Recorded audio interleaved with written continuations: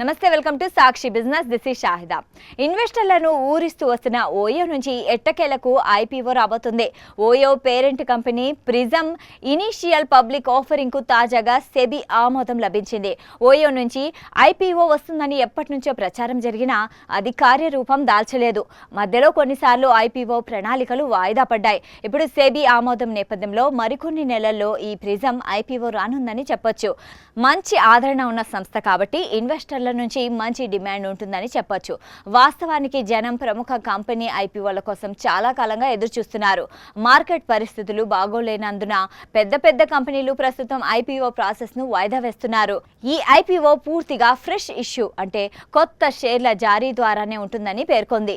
అంటే పాత పెట్టుబడిదారులు తమ వాటాల్ని విక్రయించడం లేదు కాబట్టి ఆఫర్ ఫర్ సేల్ లేదు. పూర్తిగా కొత్త షేర్లను ఇష్యూ చేసి ఐపీఓ ద్వారా 6,650 కోట్లను సమీకరించాలని లక్ష్యంగా పెట్టుకుంది.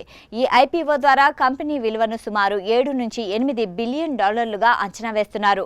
భారత కరెన్సీలో చూస్తే ఇది గరిష్టంగా 76,000 కోట్లకు పైగానే ఉంటుందని తెలుస్తోంది. 2025 డిసెంబర్లోనే ప్రిజం సంస్థ కాన్ఫిడెన్షియల్ రూట్ ద్వారా సెబీ దగ్గర డ్రాఫ్ట్ డాక్యుమెంట్స్ ఫైల్ చేసింది. తాజాగా సెబీ నుంచి ఆమోదం లభించింది. దీని తర్వాత కంపెనీ ఇప్పుడు updated draft red herring prospectus దాఖలు చేయాల్సి ఉంటుంది. ఆ తర్వాత ఐపీఓ అధికారికంగా లాంచ్ చేస్తుంది.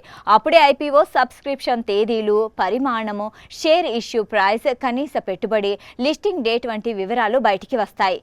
అసలు ఇక్కడ కాన్ఫిడెన్షియల్ రూట్ అంటే కంపెనీలు తమ ఐపీఓ పేపర్స్ను సెబీకి సీక్రెట్గా సమర్పించే విధానం. సాధారణంగా కంపెనీలు ఐపీఓకు వెళ్లేటప్పుడు కంపెనీల ఆర్థిక విలువలు, ఇతర వ్యాపార రహస్యాలు అన్నీ బహిరంగంగానే వెల్లడిస్తాయి. కానీ ఈ కాన్ఫిడెన్షియల్ రూట్లో ఆ అవసరం ఉండదు.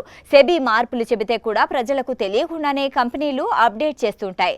అప్పుడు మార్కెట్ పరిస్థితులు బాగోలేకపోతే ఐపీఓ ప్రాసెస్ను తాత్కాలికంగా వాయిదా వేసుకునే స్వేచ్ఛ ఉంటుంది. అప్పుడు కంపెనీకి కూడా ఇబ్బంది రాదు. సాక్షి టీవీ ప్రసారాలను నిలిపివేయడం చట్టరీత్యా నేరం. సాక్షి టీవీ ప్రసారాల కోసం మీ స్థానిక కేబుల్ ఆపరేటర్ని వెంటనే సంప్రదించండి. డిటిహెచ్లో, ఇంటర్నెట్లో కూడా సాక్షి టీవీ ప్రసారాలను వీక్షించవచ్చు.